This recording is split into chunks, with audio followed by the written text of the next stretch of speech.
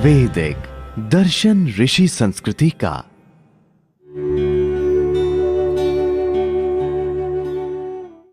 ओम पर यदि हम निर्भर रहते हैं तो सारा ऐश्वर्य, सारी शक्ति, सारा ज्ञान, सारी दिव्यता प्रकट हो जाती है। ओमकार के अलावा हम किसी चीज पर डिपेंड रहते हैं तो फिर उसके भी इफेक्ट्स हमको देखने को मिलते हैं। ओमकार के अलावा सबको असत्य कहा गया। ओमकार और ओमकार से जो कुछ बना है वो सब सत्य है, और सत्य को देखने के लिए दिव्य दृष्टि चाहिए होती है, अंतर्दृष्टि चाहिए होती है। केवल हमारी आंख सब कुछ नहीं देख सकती। हमारी आंख तो प्रकाश नहीं देख सकती, हवा नहीं देख सकती, भावनाएं नहीं देख सकती, प्यास नहीं देख सकती, भूख नहीं देख सकती, देख नहीं सकती।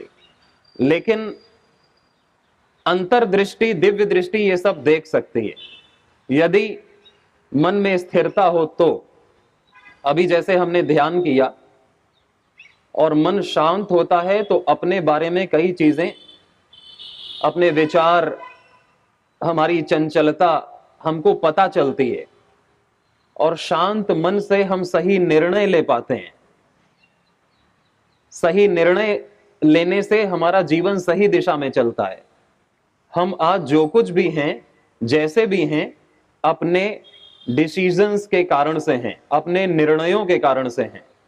जो भी हमने जब भी लिए, किसी के प्रभाव में आकर के या दबाव में आकर के, या अपने खुशी से, प्रसन्नता से या दुख से, किसी भी तरह से हमने जो भी निर्णय लिए, गलत या सही, आज हम उसी के परिणाम हैं। और जो महापुरुष आज हैं, जो हमसे बड़े बढ़े हुए जो आज हैं, वो भी जो आज हैं, वो भी अपने निर्णयों का ही परिणाम है। उन्होंने बचपन में कुछ ऐसे निर्णय लिए जिसके कारण वो आज हैं, और आज भी वो ऐसे निर्णय ले रहे हैं कि आज वो बने हुए हैं, और भविष्य भी उनका दिव्य है। तो हमारा जीवन हमारे निर्णयों का ही परिणाम है कि हम क्या निर्णय ले रहे हैं।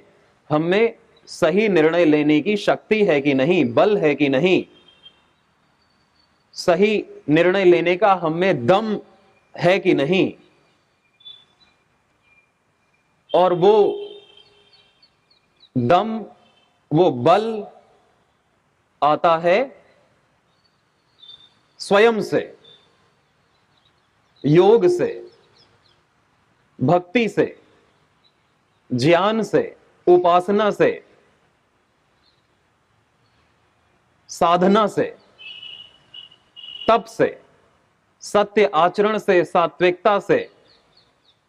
वो बल आता है स्वाध्याय से, सत्संग से। वो हमें बल आता है कि हम सही रास्ते पर चल सकें, सत्य व्रतों का पालन कर सकें, और जो हमको गुरु बता रहा है, शास्त्र बता रहा है, वो सही निर्णय हम ले सकें।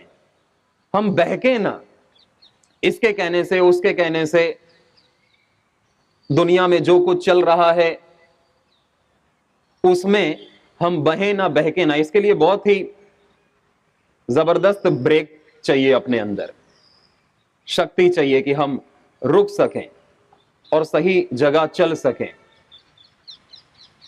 और हमको पता कैसे चले कि क्या सही है, क्या गलत है, सत्य क्या, असत्य क्या? वो हमको किसी के बताने से पता नहीं चलता। कोई बताएगा भी तो हम मान लें, उसकी भी क्या गारंटी है कि जो मैं बोलूं वो आप मान लो। इतने सब तो हमको सुनाते हुए आ रहे हैं ऋषि मुनि, भगवान राम से, भगवान कृष्ण से। हम किसकी मान रहे हैं? हम तो अपनी मान रहे हैं, हम अपनी ही मानते हैं।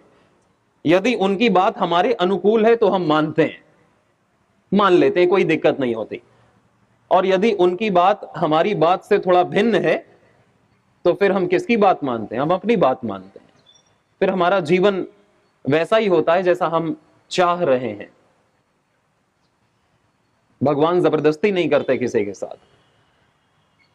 तो और वो बोध कि हमारा बोध भी वही हो जो ऋषियों का बोध है, हमारा बोध भी वही हो जो भगवान कृष्ण का बोध है, ज्ञान है, हमारी सेम स्थिति हो जाए, वो चीज संभव है योग से।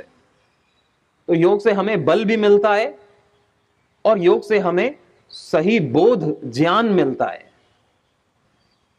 सही ज्ञान मिलता है। नहीं तो कोई कुछ बताता है, कोई कुछ बताता है, 100 मुंह 100 बातें। लेकिन सत्य हम सबकी आत्मा सत्य जानती है, क्योंकि आत्मा बराबर है, सबकी आत्मा सेम है। अच्छा, हमारे चेहरे और आपके चेहरे में तो काफी अंतर है, क्योंकि मैं कहीं पैदा हुआ, आप कहीं पैदा हुए, आप किसी की संतान है, मैं किसी की संतान हूं। आप कुछ खा रहे हैं, मैं कुछ खा रहा हूं, आप कुछ सोच रहे हैं, मैं कुछ सोच रहा हूं, आपकी कुछ दिनचर्या है, कुछ आहारचर्या है, मेरी कुछ है। इसलिए हम सब में भिन्नता है, भिन्नता है, बाहर से भिन्नता है। लेकिन हम जब गहरी नींद में चले जाते हैं तो हम सब बराबर हो जाते हैं कि नहीं? अभी तो कोई अमीर, कोई गरीब, कोई किसी पद में, कोई किसी पद में, कोई काला, कोई गोरा, लेकिन गहरी नींद में सब बराबर हो जाते हैं कि नहीं? ध्यान की अवस्था में सब बराबर हो जाते हैं कि नहीं? जब भूख लगती है तो सबको वैसी ही भूख लगती है कि नहीं? कि अमीर को कुछ अलग भूख लगेगी, गरीब को कुछ अलग भूख लगेगी। भूख का फीलिंग सेम होता है कि नहीं? प्यास का फीलिंग सेम होता है कि नहीं? दर्द का फीलिंग सेम होता है कि नहीं? कि गरीब को ज्यादा दर्द होता है, अमीर को कम दर्द होता है? दर्द तो दर्द है, सेम है। अनुभव भी सेम होता है जीवन का। जब जीवन को अच्छे से जिया जाता है ना, या बुढ़ापे में जो जीवन का अनुभव होता है वो सेम होता है सबका। पता चलता है कि भाई ये चीज हमने गलत की थी और ये चीज ठीक थी जो की नहीं, या ये चीज हमने सही कर ली थी। और सही गलत भी सेम है, वो अलग नहीं है कि मेरा सही गलत, मेरे डूज डोंट्स अलग हैं, आपके डूज डोंट्स अलग हैं। जितने भी मानव हैं, भगवान ने सबके लिए विधि निषेध बराबर है। प्रकृति सबके लिए बराबर है, ईश्वर सबके लिए बराबर है, करना और ना करना वो सबके लिए बराबर है। ये नहीं कि सत्य मेरे लिए ज्यादा महत्वपूर्ण है और दूसरों के लिए नहीं। जो गृहस्थी है वो असत्य भी उनका काम मस्त चलेगा, या किसी का काम अब्रह्मचर्य से भी चल जाए। ब्रह्मचर्य सबके, यम नियम सबके लिए महत्वपूर्ण है। सत्य, अस्तेय, अहिंसा, ब्रह्मचर्य, अपरिग्रह, शौच, संतोष, तप, स्वाध्याय, ईश्वर प्रणिधान, योग सबके लिए जरूरी है। कुछ चीजें सबके लिए कॉमन है, जैसे सबका कोई ना कोई बाप होना जरूरी है, सबका कोई ना कोई मां होनी जरूरी है, सबका कोई ना कोई गुरु होना, मार्गदर्शक होना जरूरी है। तो इसलिए भिन्नता किसी स्तर पर होती है और अभिन्नता किसी स्तर पर होती है, और हमें अभिन्नता तक जाना है। अभी हम भिन्नता में हैं, अभी हमें मैं और पराया पराया नजर आता है, गैर गैर नजर आता है, अपना अपना नजर आता है। यह है अभिन्नता। योग अभिन्नता और अभेद लाता है, भोग भिन्नता दिखाता है। तो योग यही है कि हमें सब अपने लगने लगे कि मुझ में तुझ में कोई भेद नहीं। आत्मा, और फिर आत्मा और परमात्मा में भी कोई भेद नहीं, अभिन्नता नहीं। यहां तक सत्य का पता चलता है। अरे मैं और उस सर्वव्यापक चेतना और मेरी चेतना में कोई अंतर नहीं। तो ये सारे दरवाजे, ये सारी लिमिट्स टूटती चली जाती हैं जितना हम योग में गहरे उतरते जाते हैं, जितना हम ध्यान में, जितना हम ज्ञान में, भक्ति में गहरे उतरते जाते हैं, तो सबका सेम अनुभव होता है। आत्मा एक, परमात्मा एक, सब एक। अभिन्नता, अभेद, अद्वैत का अनुभव होता है। वही अनुभव ऋषि को भी होता है, वही उसके शिष्य को भी होता है, और वही हमारे गुरु को भी होता है। आगे आने वाले गुरुओं को भी वही अनुभव होगा और हमको भी वही अनुभव होता है, अभेद का, अभिन्नता का एक अनुभव, आनंद का एक अनुभव। आनंद सबका बराबर है। उस अनुभव तक पहुंचने का जो मार्ग है वो है सत्व, बुद्धि। बुद्धि को सत्व भी कहते हैं। और वो बुद्धि कुछ निर्णय लेती है। हम सब की बुद्धि निर्णय लेती है। अब किसी की ज्यादा सही, किसी की ज्यादा गलत, वो बात और है। और बुद्धि में प्रकाश होता है, ज्ञान होता है, सात्विकता होती है, तो बुद्धि सही निर्णय लेगी, हर चीज में सही निर्णय लेगी। इसलिए बुद्धि सबसे बड़ा यंत्र है, ज्ञान सबसे बड़ा पवित्र करने वाला है। नहीं ज्ञानेन सदृशम पवित्रम हि विद्यते। बुद्धि सबसे बड़ा यंत्र है। और गलत आचरण, गलत वाणी व्यवहार, गलत आहार, गलत दिनचर्या से बुद्धि खराब हो जाती है, जिसे प्रज्ञा अपराध कहते हैं। प्रकृति के विपरीत चलने से बुद्धि खराब हो जाती है। प्रकृति के अनुकूल चलने से बुद्धि उत्कृष्ट होने लगती है। बुद्धि अपने स्वरूप में और निखरती जाती है। और बुद्धि में जो ज्ञान है सत्य का, वो ज्ञान ऊपर आने लगता है।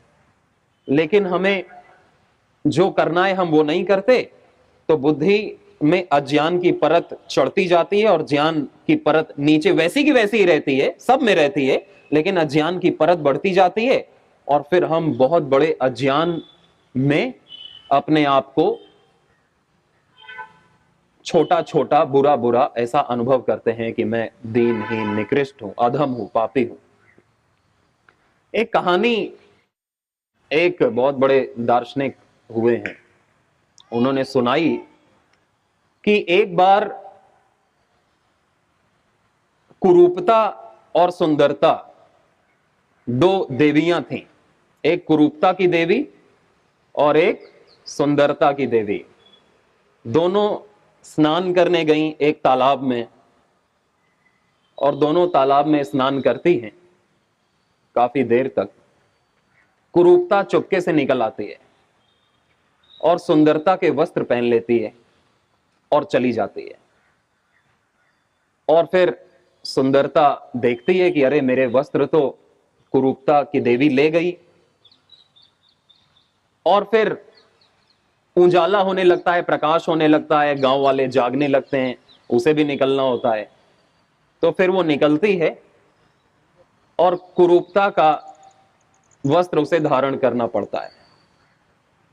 आज भी कहते हैं कि कुरूपता ने सुंदरता का वस्त्र धारण कर रखा है और सुंदरता ने कुरूपता का वस्त्र धारण कर रखा है।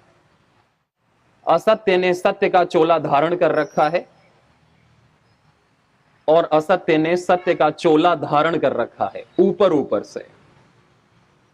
पाप ने पुण्य का और पुण्य ने पाप का। इसीलिए हम देख नहीं पाते, इसीलिए हम ये देखते हैं, पाप को पुण्य मान लेते हैं और उसे करने लगते हैं। और जहां पुण्य होना लगता है उसमें हमारा मन नहीं लगता है। जहां सुंदरता रियलिटी है उसको हम फेक मानते हैं, और जहां फेक है उसको हम रियलिटी मानते हैं। ऊपर ऊपर से हमें देखना है और ऊपर ऊपर से वही दिखता है। हम सत्य को असत्य मानते हैं और असत्य को सत्य मानते हैं। पाप को पुण्य मानते हैं और पुण्य को पाप मान के उसे नहीं करते हैं। यही अविद्या है,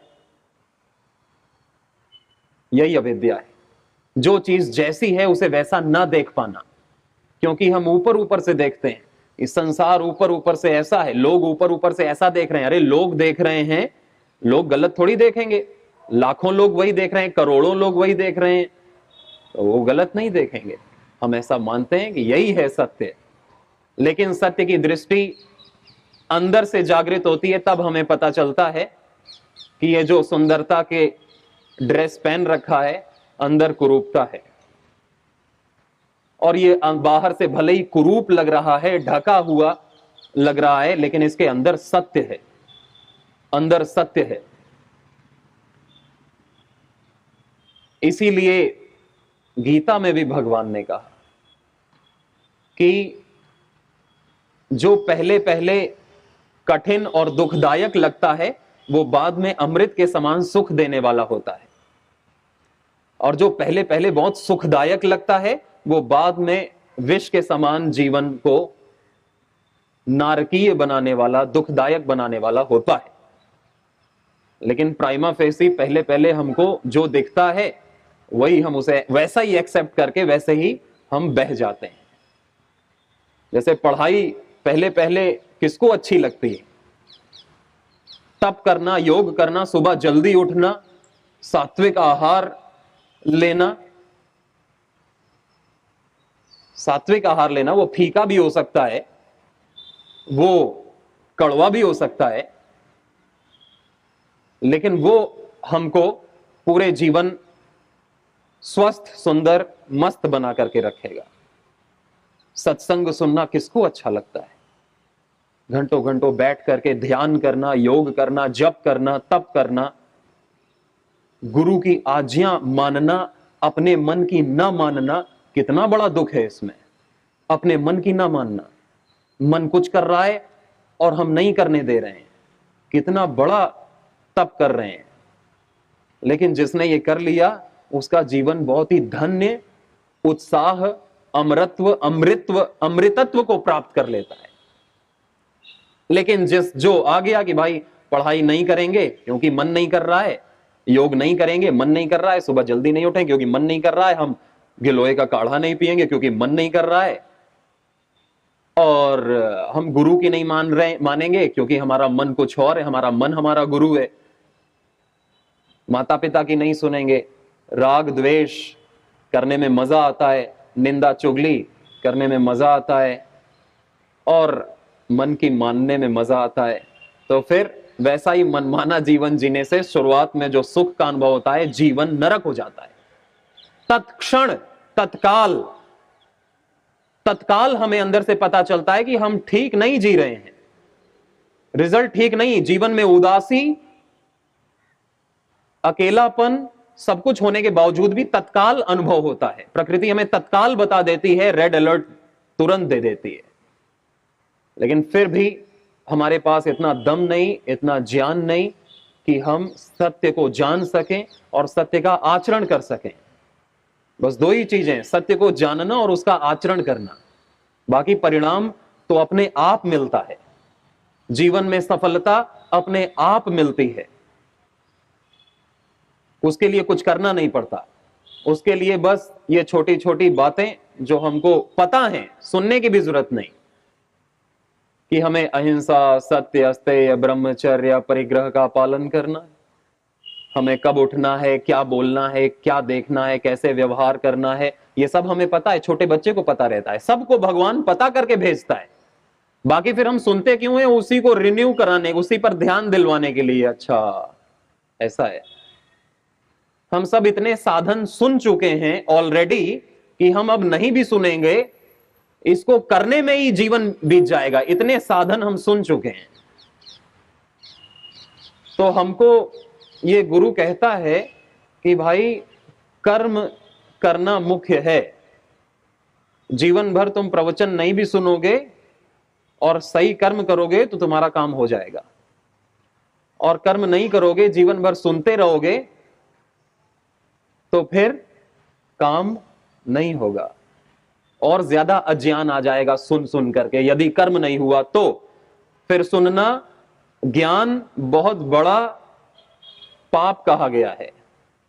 फिर ज्ञान भी उद्धार नहीं कर सकता है, केवल कर्म उद्धार कर सकता है, केवल ज्ञान उद्धार नहीं कर सकता है। ज्ञान किसके लिए है? कर्म के लिए है। इसलिए हमारे ऋषियों ने किया है, और हम क्या करते हैं? हम केवल सुनते हैं और सुनाते हैं। हमने कुछ सुन लिया तो हम दूसरों को सुनाने लगते हैं। ये सबसे निकृष्ट साधना कही गई है। उत्कृष्ट साधना कही गई है करना। क्या कही गई है? जोर से बोलें, क्या कहा गया? करना। कर्म कारणम उच्यते। कर्म से ही व्यक्ति योगी बनता है, कर्म से ही व्यक्ति धनवान बनता है, कर्म से ही व्यक्ति धर्मात्मा बनता है, कर्म से ही व्यक्ति सारे पद प्रतिष्ठा ऐश्वर्य परम पद, सारे पद और परम पद कर्म से प्राप्त करता है। और कर्म करने के लिए फिर वो बोध, जो ज्ञान, जो मिनिमम कॉमन होता है, वो अपने को पता रहता है। बस अपने को कन्विंस करने के लिए हमको बार बार सुनना पड़े तो अच्छी बात है, सुनना चाहिए। महापुरुषों, सुनना भी एक आलंबन है, लेकिन वो भी है फिर करने के लिए। हम सही करें और हमारे साथ गलत नहीं हो सकता। फिर ये नियम है, इस नियम का पालन सारा विश्व कर रहा है कि जैसा करेंगे वैसा भरेंगे। ये छोटी सी बात है, हम सुनते हुए आ रहे हैं, लेकिन ये सत्य है कि हमने जैसा किया हम आज वैसे हैं, और हम जैसा करेंगे हम ठीक वैसे हमको फल मिलेगा। हम छुप नहीं सकते इस व्यवस्था से, परमात्मा से, अपने अंतःकरण आत्मा से कोई भी नहीं छुप सकता। तो हम जब छुप नहीं सकते तो हम थोड़ा बल इकट्ठा करें अच्छे व्रतों के पालन करने का। वो बल आएगा मानसिकता से, मानसिक शक्ति से, शारीरिक शक्ति से, बौद्धिक शक्ति से। और शक्ति के लिए ही हम सूर्य के पास आते हैं, ज्ञान का सूर्य गुरु के पास आते हैं, भगवान के पास आते हैं, योग करते हैं। योग का कोई पर्याय नहीं है, योग का कोई ऑप्शन नहीं है, अल्टरनेटिव योग का कोई नहीं है। इसीलिए धैर्य रखना। आजकल धैर्य की कमी हो गई है, तुरंत हम रिएक्ट करते हैं। किसी ने कुछ कह दिया हम तुरंत रिएक्ट करते हैं, कुछ हमने देख लिया तुरंत मन रिएक्ट करता है, कुछ खाने का सामान देखा तुरंत मन रिएक्ट करता है। लेकिन मन ज्यादा रिएक्टिव है, हम मन नहीं है, हमें रिएक्ट नहीं करना है। हम मन के रिएक्शन को देख सकते हैं, ये अच्छा मन रिएक्ट कर रहा है। मन से तटस्थ हो जाना ये योग है।